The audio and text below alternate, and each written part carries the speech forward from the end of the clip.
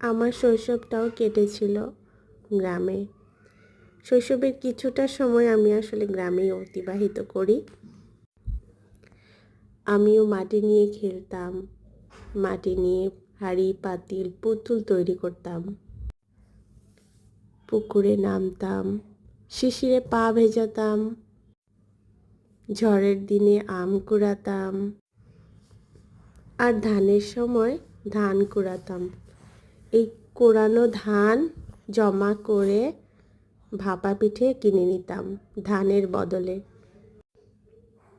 একজন দাদিমা ভোরবেলা ভাপা পিঠে নিয়ে গ্রামে চলে আসতো আমাদের এলাকায়।